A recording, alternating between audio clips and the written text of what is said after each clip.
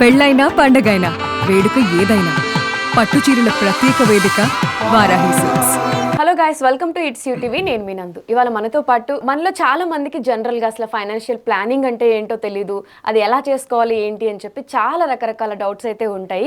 మరి ఇవన్నీ మనకి చాలా క్లియర్గా అద్భుతంగా వివరించడానికి మనతో పాటు సీనియర్ ఫైనాన్స్ అడ్వైజర్ గిరిబాబు గారు ఉన్నారు. మరి సార్తో మాట్లాడి ఇప్పుడున్న సిచ్యువేషన్లో అసలు మనీ మనం ఎలా సేవ్ చేయాలి, అసలు ఫైనాన్షియల్ ప్లానింగ్ అంటే ఏంటి అనేది సార్తో మాట్లాడి తెలుసుకుందాం. నమస్తే సార్. నమస్తే అండి. సార్, ఇప్పుడు గ్లోబల్ క్రైసిస్ జరుగుతున్నాయి కాబట్టి అసలు ఐటీ జాబ్స్ ఇప్పటికే చాలా మందికి జాబులు పోయాయి.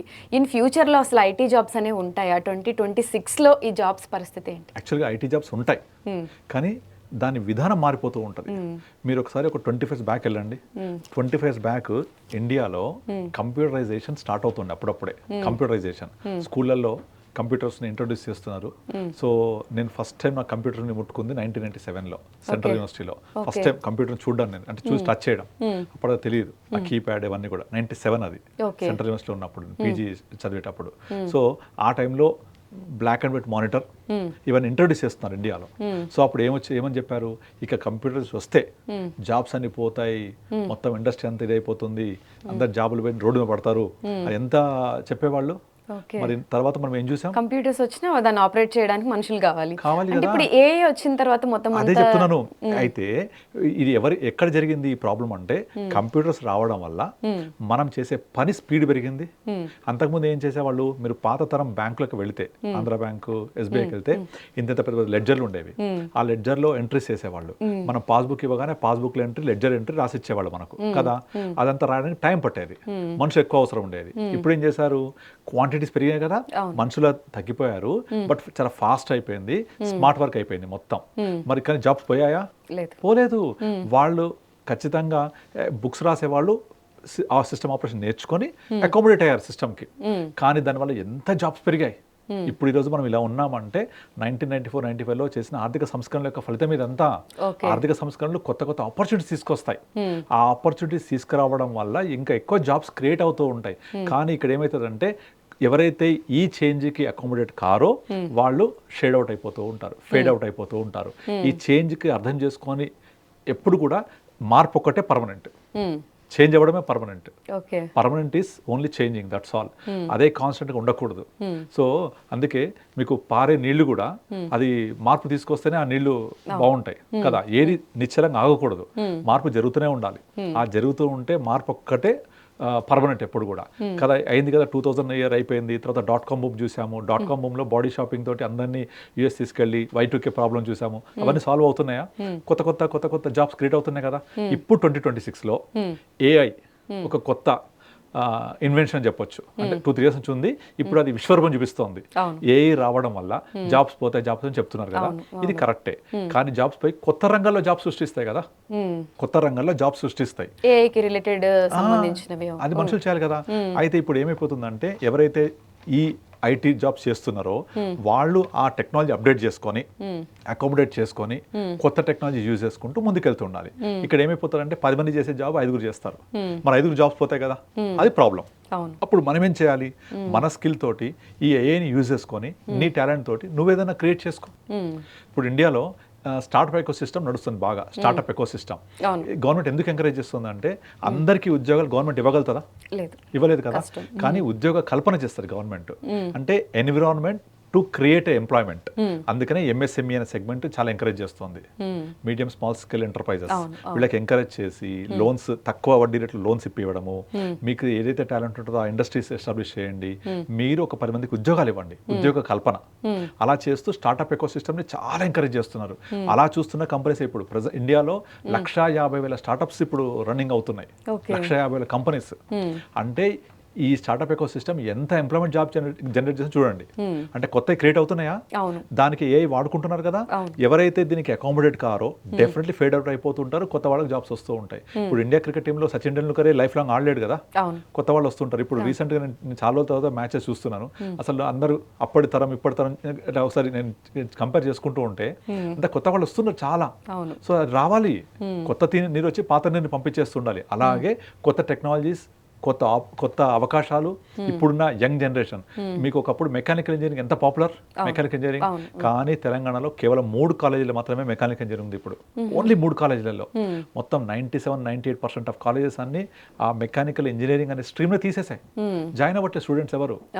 అంటే మెకానికల్ ఇంజనీరింగ్ కూడా అవుట్డేట్ అయిపోయింది. But mechanical engineering is the back bone of engineering segment కదా.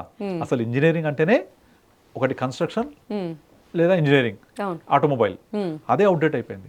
సో దాంట్లో ఏంటి కొత్త టెక్నాలజీ, మళ్ళీ ఆటో క్యాడ్ సిస్టమ్ దగ్గర నుంచి ఆటోమొబైల్లో కూడా టెక్నాలజీ యూజ్ చేయడం, ప్రతి చోట టెక్నాలజీ అనేది ప్రతి చోట యూజ్ చేస్తూ మనకి ఇప్పుడు మన కరప్షన్ అరికడుతున్నారు, బ్యాంకింగ్ సిస్టమ్ అంతా రెగ్యులేట్ చేస్తున్నారు. ప్రతి చోట కూడా టెక్నాలజీ ఈ యూజ్ చేసి గవర్నమెంట్ ఆఫ్ ఇండియా కూడా ఇన్కమ్ ట్యాక్స్ డిపార్ట్మెంట్ చాలా బలోపేతం చేసింది. మీరు ఐటీఆర్ ఫైల్ చేయకపోతే మీకు మెసేజెస్ వచ్చేస్తూ ఉంటాయి. ఇవన్నీ ఆటోమేటెడ్, ఇవన్నీ కూడా. మరి ఇవన్నీ కొత్త జాబ్స్ క్రియేట్ అవుతున్నాయి కదా. సో కొత్త ఎంప్లాయ్మెంట్ కూడా జనరేట్ అవుతుంటుంది. అంటే పాత నీరుని వెళ్ళగొడితేనే కొత్త నీరు వస్తూ ఉంటుంది. పాత నీరు అట్లా ఉంటే స్టాగ్నెంట్ అయిపోతుంది కదా. ఒక నీళ్ళు స్టాగ్నెంట్ ఉంటే ఏమైతే దోమలు వస్తాయి, ఖరాబ్ అవుతుంది. అది వెళ్ళిపోవాలి, కొత్తది రావాలి. అప్పుడు ఆ కొత్త దాంట్లో మనం తట్టుకుని నిలబడగలగాలి అంటే ఒక జాబ్ వచ్చేసి 10 మంది చేశారు, 5 చేస్తారు ఇప్పుడు. మరి మిగతా 5 పరిస్థితి ఏంటి కదా. టెక్నాలజీ నేర్చుకోవాలి, అప్గ్రేడ్ అవ్వాలి. ఆప్షన్ లేదు. అలా కాకుండా నేను ఇలాగే ఉంటాను, ఇలే పని చేస్తాను, నాకు తెలిసింది ఇది అంటే అక్కడే ఉంటాం, ఇంటికి వెళ్ళిపోతారు. అంతే కదా. కంపెనీస్ ఏం చేస్తాయి, కాస్ట్ కటింగ్ కదా. కాస్ట్ కటింగ్ చేయాలంటే ఫస్ట్ ఏం చేస్తారు, 2 రకాలు ఆలోచిస్తారు. ఎక్కువ ఏజ్ ఎవరికి ఉంది, 45-50, తీసేస్తారు వాళ్ళని. ఎక్కువ శాలరీస్ ఎవరు ఉన్నాయి, తీసేస్తారు వాళ్ళని. కనుక ఎక్కువ శాలరీస్కి వెళ్తున్నామంటే కొంచెం మనకు కత్తి వేలాడుతున్నట్టే. సో మనం ఇంటికి వెళ్ళే లోపల, ఆఫీస్కి వెళ్ళే లోపల మెయిల్ వస్తుందా లేదా చూసుకోవాలి. చాలా చూస్తుంటాం కదా సోషల్ మీడియాలో. ఆఫీస్కి వెళ్ళే లోపల ఒక మెయిల్ వస్తుంది, thank you for your services. So ఆఫీస్కి వెళ్ళి ఓపెన్ చేయగానే ఒక మెయిల్ ఉంటుంది, thank you for your services. ఇలాంటివి చాలా జరుగుతూ ఉంటాయి. దానికి మనము మన టెక్నాలజీని ఎప్పటికప్పుడు అప్గ్రేడ్ చేసుకుంటూనే ఉండాలి, అప్గ్రేడ్ చేస్తూనే ఉండాలి. చేసి ప్రతి చోట ఏదైతే వస్తుందో ఆర్టిఫిషియల్ ఇంటెలిజెన్స్, అది యాక్చువల్గా మనకు ఒక వరం, అవకాశం. దాన్ని యూజ్ చేసుకొని చాలా క్రియేట్ చేయొచ్చు. ఒక చిన్న ఎగ్జాంపుల్ చెప్తాను. నేను మామూలుగా నా కొత్త ఆఫీస్ ఓపెన్ చేశాను రీసెంట్గా. అయితే దానికి ఒక ఫ్లైఓవర్ ఒకటి జనరేట్ చేసి టాపిక్ అంతా చేద్దామని నేను ఎవరికి ఎట్లా చేద్దాం అనుకుంటున్నా. నైట్ కూర్చొని 11:30కి స్టార్ట్ చేసే ప్రాసెస్, అది యూజ్ చేస్తూ 12 o'clock అలా బ్యూటిఫుల్ వచ్చేసింది. జస్ట్ హాఫ్ అన్ అవర్లో. నేనే నాకు అంత ప్రాక్టీస్ లేదు, చేసేసాను నేనే. అంటే సొంతగా ఆలోచించి నేనే ఒక 2-3 యాప్స్ డౌన్లోడ్ చేసుకొని పర్ప్లెక్సిటీ వాడతాను నేను ఎక్కువ. ఆ పర్ప్లెక్సిటీ యాప్ ద్వారా క్రియేట్ చేసేసి ఒక ఫ్లయర్ ఇన్ వీడియో మోడ్ 6 secondsలో సూపర్గా క్రియేట్ అయిపోయింది వితిన్ హాఫ్ అన్ అవర్లో. సో అలాంటివి చేయగలిగాం కదా. సో అది తెలియని వాళ్ళకి మనం హెల్ప్ చేయొచ్చు. ఇప్పుడు సోషల్ మీడియా వచ్చింది కదా. ఇది ఏదైనా సరే ఇప్పుడు సోషల్ మీడియా అనేది ఒక నేర్చుకోవడానికి ఒక లెర్నింగ్ పాయింట్ అయింది. సో నాకేం తెలియదు, నేను కామెడీ చేయగలను, yes create your own content అంతే. నేను వంట వండగలను, create your own content, publish చేయి, చూసేవాళ్ళు ఉంటారు, వ్యూస్ వస్తాయి, దట్స్ ఆల్. ఇవన్నీ కొత్త అవకాశాలు. నువ్వు అందిపుచ్చుకుంటే యూ విల్ బి దేర్. లేదు నేను ఇంతే, నా లైఫ్ ఇంతే, నేను ఇలాగే ఉంటా అంటే అలాగే ఉంటారు. కనుక చేంజ్ యువర్ సెల్ఫ్. సో దీన్ని ఎవరిని బ్లేమ్ చేయొద్దు. బ్లేమ్ చేయకుండా ఈ అవకాశాలు పోతాయా, జాబ్స్ పోతాయా, 2026లో ఐటీ జాబ్స్ పరిస్థితి ఏంటి అంటే అది మారుతూనే ఉంటుంది. నువ్వు మారావా లేదా అనేది ఇంపార్టెంట్. అది ఇంపార్టెంట్. నేను మారను, ఇలాగే ఉంటా అంటే ఇంటికి వెళ్ళిపోవాలి. లేదు నేను నేర్చుకుంటా కొత్త టెక్నాలజీ, నేను అప్గ్రేడ్ అవుతాను, నాకు 45 ఏంటి 50 years వచ్చినా కూడా నేను 16 years కుర్రలాగా పనిచేస్తా అనుకుంటే డెఫినెట్లీ అవకాశాలు ఉంటాయి. నీకు టాలెంట్ ఉంటే ఎంకరేజ్ చేయడానికి బోల్డ్ మంది రెడీగా ఉంటారు. ఎవరు లేరా, క్రియేట్ యువర్ ఓన్ ఆపర్చునిటీ. ఇన్ని స్టార్ట్అప్ ఎకో సిస్టమ్స్ అందుకే వచ్చాయి. మీరు టీ హబ్కి వెళ్ళండి, అక్కడ మీకున్న ఆలోచన ప్రకారంగా మీరు ఏదైనా ప్రాజెక్ట్ సబ్మిట్ చేయండి, అవకాశాలు దొరుకుతాయి మీకు. వెంచర్ క్యాపిటలిస్ట్ బోల్డ్ మంది ఉంటారు. ఎన్ని కొత్త వస్తున్నాయి కదా. ఇప్పుడు మామూలుగా టెంపుల్స్ తిరగలేను, వెళ్ళలేను. అలా వెళ్ళలేని వాళ్లకు టెంపుల్లో లైవ్లో ఇంట్లో కూర్చొని టెంపుల్లో పూజ చేస్తుండొచ్చు. ఇది ఒక స్టార్ట్అప్ కంపెనీ కదా, మనం ఆన్లైన్ బుక్ చేసుకోవచ్చు. ఇప్పుడు టూరిజం ఎంత ప్రాస్పరిటీ అవుతుంది, టూరిజం ఇండస్ట్రీ.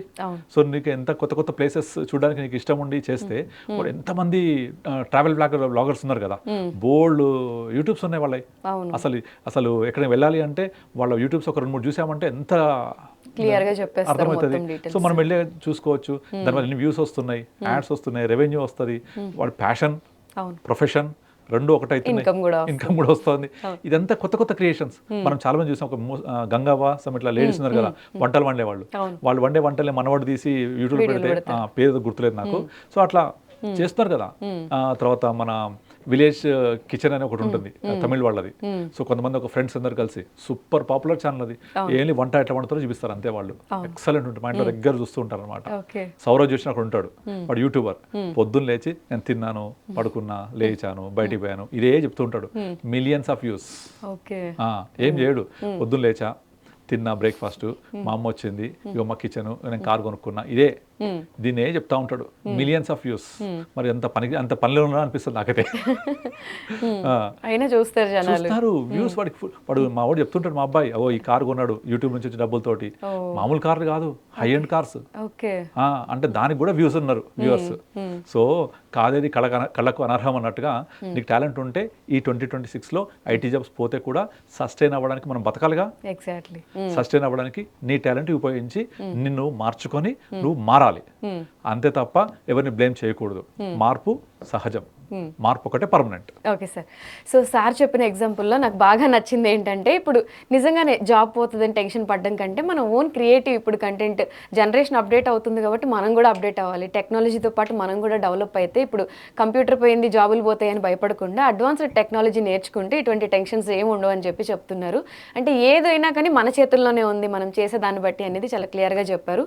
సో ఇలాంటి ఇంట్రెస్టింగ్ వీడియోస్ అయితే మిస్ అవ్వకండి. మీలో ఎవరికైనా ఏదైనా డౌట్స్ ఉంటే కూడా కింద కమెంట్ సెక్షన్లో కమెంట్ చేయండి. ఆ కమెంట్స్ నుంచి కూడా నేను మళ్ళీ ఇంకొక వీడియో తీసుకుంటాను.